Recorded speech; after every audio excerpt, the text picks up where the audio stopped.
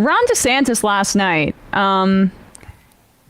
his performance was fairly forgettable. He didn't take strong stances on pretty much anything. He spoke less. I mean, I don't have the counter up. Maybe we can find that actually to see how many minutes people spoke. That sometimes is tallied, but I would think that Vivek and Mike Pence had him beat. DeSantis was a bit of an afterthought, and honestly treated as such by the other candidates who they seem to want to vie for third place more than for second. And I'm not sure if they have the same donors who are saying, well, we're hoping Trump gets locked up or drops out or, accidentally passes away before the election. And we need Ron to be in prime position. Or if, their ambitions are just even lower than I anticipated and they feel like getting into third is the best that they can do. I'm not sure. But Ron DeSantis, you'll see him here in this clip. This is the Brett Baier asked people to raise their hand if they will still support Donald Trump if he is the nominee, even if he is convicted of a crime. And all of them raised their hands except for Asa Hutchinson. Now, Chris Christie is claiming that he was trying to raise his hand to speak.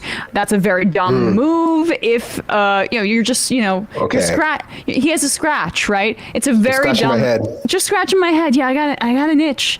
It's quite a dumb move at that moment to raise your hand. I think he's lying. But notice how Ron pauses before he makes a decision about what he's going to do. Yeah, and who uploaded this video? It's Brennan Murphy over at Snapstream. Okay. Yeah. Because he does a zoom in here on DeSantis, a moment of courage. If former President Trump is convicted in a court of law, would you still support him as your party's choice? Please raise your hand if you would.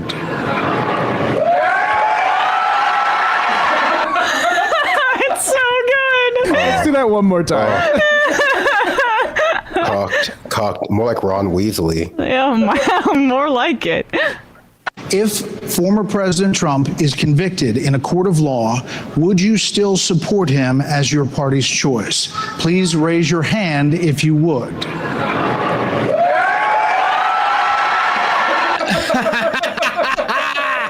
He is not subtle with it. Why does he do the head move like that? You got to just do a little peek. If I'm he wanted to DeSantis see next what everyone time, else was doing. I know, but you've got to be more subtle. if I'm DeSantis next time, like, can you put me on one of the ends so I can just catch that in one sort of head movement? Yep. Yeah, man. And he also got really mad when they asked people to raise hands about climate change, right? He's like, no, I'm not going to do that. I think we're going to do it this way.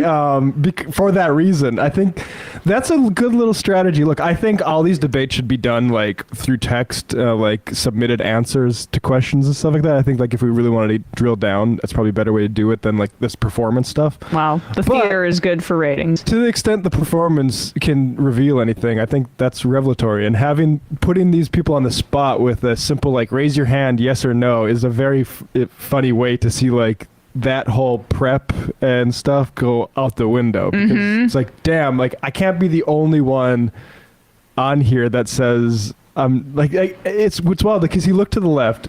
He didn't look far enough to see what Vivek was doing. Yeah. Looked to the right, nobody's raising their hand, and then looked again to the left and saw Vivek raising his hand. It's damn. Yeah. Well, this guy's my closest rival right here, and he honestly, Vivek was killing it for, I would say, the most rabid Republicans last night, going super hard against funding Ukraine, going, very fashy on Israel, and we'll get to that in a bit. But this was also Ron DeSantis, another zoom in job here by I'm not sure who.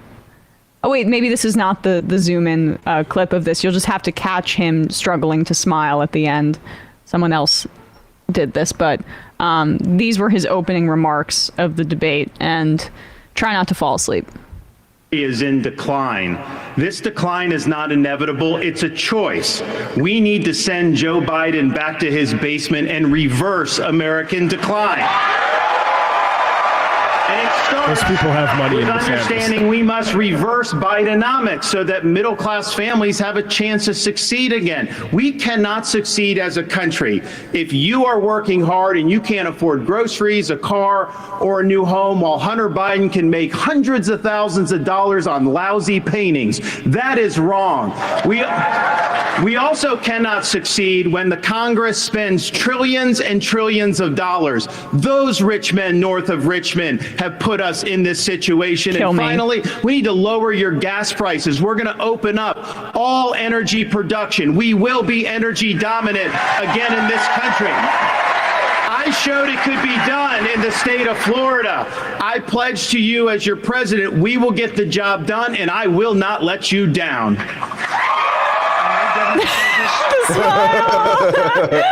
Like the Michael Cera smile, just like Yeah, remember to smile. Or it was almost like, I didn't fall flat on my face and they clapped. they Yeah. really like me. It is. People were comparing it to the meme of the guy from The Boys getting that applause. But yeah, I mean, he just Florida. He has negative charisma. It's bad. It's bad. And he didn't do himself any. I don't think he hurt himself in any way last night, but he definitely did not come off as the strongest guy on the stage. You got to give that to Vivek. Well, he's in a tough position because, like, with the Trump thing where he, like, half raised his hand, but also, like, with the Ukraine thing, like, his position on Ukraine is actually, like, not far from, like, Quincy Institute, which is that we need Europe to stand up and have its own defense sort of alliance that we don't control. But the problem is, like, it's a little bit late in the game for that. And then I don't know. I don't believe him either. Right, exactly. It's just a way to, like, appeal to these people who think like the Ukraine stuff is bankrupting us on the right. But Vivek takes the maximalist position, so like that sort of milquetoast, like, oh, I have concerns about how much of a role America plays in NATO and maybe the EU, like that's boring compared to we need to not send any Well, money he's there. fixated on being a general election candidate, and Right. also the problem is he also didn't say anything about a federal ban on abortion either, which I think is smart. I think more people care about that than say, the funding of Ukraine when it comes to actually voting. But it's indicative of his larger issues as a candidate, where he is a scared shitless guy trying to appease his donors, trying to appease all of the rabid Trump people by not even going after Trump. He didn't do so once, basically, all evening, and it just comes off as weak when you're taking more of the stance that Vivek does, right? And it's partially because he has less to lose and doesn't have a track record in government that is gonna trip him up anyway. But this is the exact kind of way that you want to brand yourself when you're trying to run against a guy named Trump who sucks all the air out of the room. You have to plant your flag somewhere. And DeSantis hasn't done that once. Even his cardinal fixation was wokeness. He's abandoned it because it doesn't poll test well. And now people don't like it anymore. And they went hard into the I would have fired Fauci. Yeah. Yeah, good luck, buddy. Even when he said, Anthony, you're fired. First name basis. But didn't mention Trump by name. Yeah, just use his catchphrase. Isn't he retiring? Fauci? Yeah, I thought he said he was retiring. He's retired. He's done. Yeah, he's done. He's not there anymore. He's like, so Yeah. what are we? they're- The hypothetical firing? It's what They're we're still yeah, shadow really? boxing. They're still Yeah. shadow boxing like the lockdowns. They're so nostalgic for a time where they could just like rage against this theoretical government machine that they've been, pseudo fighting for decades. And there are no more masks, there are no more lockdowns, and they're just still punch drunk thinking about it.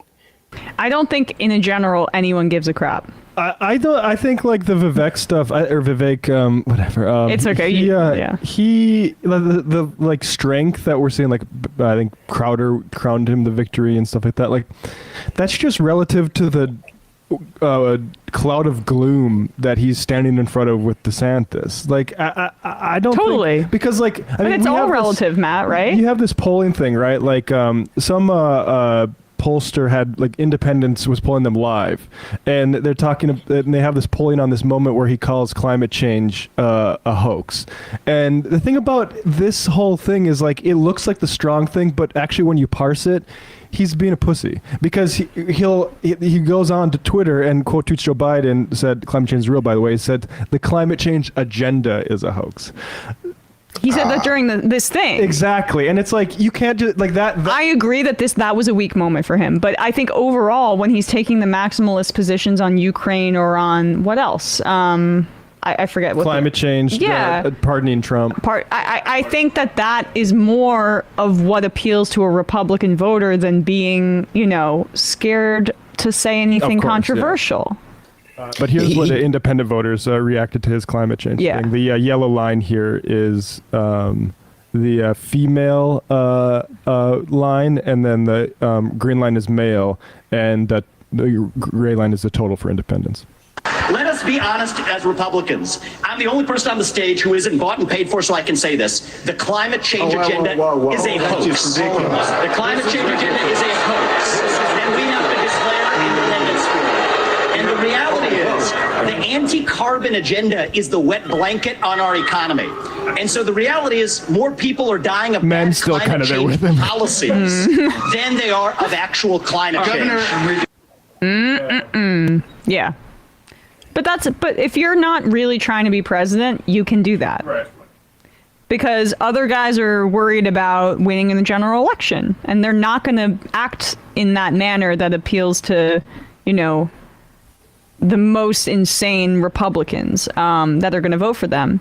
Just to clarify, people are a bit confused. Those lines are connected to dials that they give voters. And when the voters feel happy about something, they crank those to the happy side. And when they're not happy about it, they crank them to the not happy side. And so that what you saw was them cranking it to the not happy side. I'd be curious to see what the Republican knobs were doing there too, actually. Yeah, but it is also, I think that dynamic is exactly where the Republican Party is at right now, which is that you can't differentiate yourself without being a total lunatic in the primary, but then you also can't win over independents and anybody that you would need to win the presidency in the general. And that tension is exactly what the Republican Party deserves after doing this for decades and decades, appealing to the base, going as hard as possible into hate as a mask for their tax cuts for the wealthy. And now we're just at one of the natural endpoints of that strategy, I would say. Yeah. Yeah. Yeah. I mean, that's exactly. I guess I'm just that smart. No one has anything to add. You are. I mean, that's really. Kanye will be looking at someone that saved the Jews. I mean, that's the thing, though, right? Like exactly that. Like that. Watching that debate last night, it was like, we know where all these people stand. We know who they are. The one that stood out the most, though, was Vivek, because of how he was acting and what he was saying on the stage, a bit more forward than the rest of the primary candidates on the stage, because they're trying to like toe that weird line, like Ron DeSantis isn't an online guy. The people he hired to run his campaign are. So he's not really married to any of this. He'll just do whatever it takes to win. Where it seems like more and more Vivek is actually an online guy, like the way he's going on TV and questioning what went down on 9/11 in the year 2023. And he's out there calling climate change a hoax. Like I think this is the guy who he won't be able to turn things around if he needs to readjust and pivot, because he's went this way. Like there's an old clip that showed up of him saying how climate change is a problem from the beginning of his campaign earlier this year. Do we want to play that? Because I think that does show that he's someone whose views have changed, but I also think that's because earlier this year, the online right was in a much different place. Like this dude is just going with where the online right is taking him, and he's not going to flip-flop in a different direction unless the online right as a whole does the same. Right. Climate change agenda is a hoax. climate change is also real. I'm not denying the underlying reality that global surface temperatures are going up, and in part due to human activity. Climate change. Now, exactly, and I think like that previous argument he's making, and kind of what he did last night, the way he's sort of finessing it is that, okay, fine, we're burning the planet, but the agenda around it, the politics around it is a hoax. It's kind of like Tim Pool with the old abortion thing. Yeah. It's like, look, the real thing is horrible, and it's actually like reflects pretty poorly on how the society is structured. Right. But people are really overreacting about it. And the overreaction is the hoax, not That's the real problem we got to address. Yeah, silly. I'm surprised he didn't go into like IMF, like deep growth conspiracy theories. Yeah, maybe that's next. That's the agenda that he. Well, they're not. He's not going to be degrowth. I mean, that guy's a hedge fund healthcare freak, so he wants as much growth of his like investment portfolio as humanly possible. That's probably why, in part, why he's running. Right. I mean, this sort of shows, I think, how the more extreme factions on the right, the online right, have moved over just this past year. Like this is, they no longer can, say that climate change is not happening because just look around you. So now it's either one of two things. It's either, oh, it's happening, but we're not doing anything. So we just got to, ride it out. We're going along for the ride. We have nothing to do with it. And then there's people who are like, yeah, there are things we could do about it, but not anything that's currently going on where it's all wrong. My way is different. Yeah, right. Exactly. Matthew Gertz has a good short senior fellow at Media Matters for America. How populist entrepreneur Vivek Ramaswamy got rich? 1, found a biotech firm with hedge fund / venture capital. I mean, this is all after he got the Soros money to go to Yale. 2, buy patent for Alzheimer's drug that had failed 4 trials, raise more money to take it to the market. 3, take company public, cash out. And 4, the drug fails the 5th trial, investors are wiped out. Pump and dump. Great. So what an ethical person. Demian, I think Vivek's strongest quality is seeing people out the trail. Agreed. Lawful waffle. Matt, it's Vivek rhymes with cake. It's not Vivek, which rhymes with Matt Leck. So tune into the next debate. We'll have some fun. We'll see you out the debate. Vivek, who cares? I mean, he's not going to be president. That's. Yeah. The people with that name that I respect, I'll go by Vivek. So.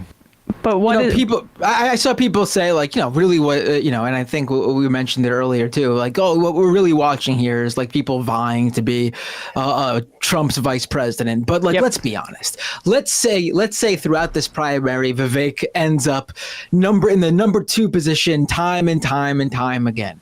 Can you really picture Trump picking that guy to be his vice president? I mean, none of them are going to be his vice president. Never. None. He's not. Maybe Kristi Noem. Oh yeah, no. Maybe. Yeah. I'm telling you, Kanye is the real choice. Kanye is the sleeper. Like everyone on that stage looked like a loser. They looked like a loser because like Trump wasn't there, just like that one debate back in 2016, and yet he still won. The absence of Trump spoke louder than Trump being there did. Yeah, agreed. I still think my favorite moment, I don't know if we're going to talk anymore about the debates, but I just want to fit this in here. My favorite moment is still them asking the people on the stage while they're standing up there with Mike Pence whether they think Mike Pence should have been hung on January 6th. Yes, that was good.